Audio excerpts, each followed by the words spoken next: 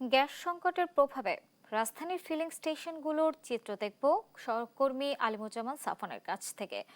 সাফন, রাতে কেমন চিত্র দেখছেন ফিলিং স্টেশনে, এ বিষয়ে আমাদেরকে বিস্তারিত জানাবেন। পার্বণ, এখন কিন্তু আসলে রাত 12টাও পেরিয়েছে, কিন্তু আমরা যেটি দেখতে পাচ্ছি যে পরিবাগের যে পাম্পটিতে রয়েছে এখানে দীর্ঘ যানবাহনের সারি রয়েছে। অর্থাৎ দুটি যে এলএনজি টার্মিনাল রয়েছে তার মধ্যে একটি কিন্তু এখন ত্রুটির কারণে বন্ধ রয়েছে এবং অন্য আরেকটি যে টার্মিনাল রয়েছে সামিট গ্রুপের, সেখানে কিন্তু গ্যাস সরবরাহ শুরু করা হয়েছে বলে আমরা কিন্তু জানতে পেরেছি। তবে সেটি স্বাভাবিক হতে আরও কিছুটা সময় লাগবে।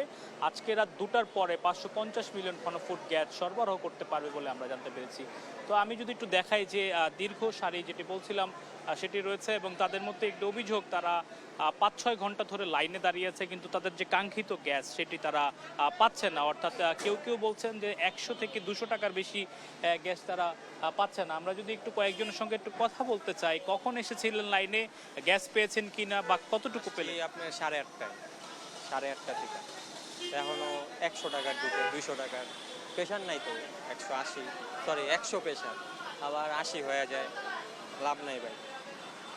আমরা কথা বলছিলাম একজনের সঙ্গে, তিনি যেটি বলছেন যে 100 টাকার গ্যাস মাত্র পেয়েছেন। আমি একটু পাম্পের একজন কর্মকর্তার সাথে কথা বলতে চাই। কি পরিস্থিতি দেখছেন এখন? প্রেশার সারাদিন গ্যাস থাকে না, এখনো রাতের 12টা 1টা বাজে আসে, আবার সকাল 5:30 6টা বাজে চলে যায় আবার, কিন্তু সারাদিন গ্যাস থাকে না। দীর্ঘ যানবাহনের যে লাইন সেটি সারাদিনই ছিল? হ্যাঁ, লাইন সারাদিনই ছিল, একেবারে অনেকক্ষণ ছিল লাইন।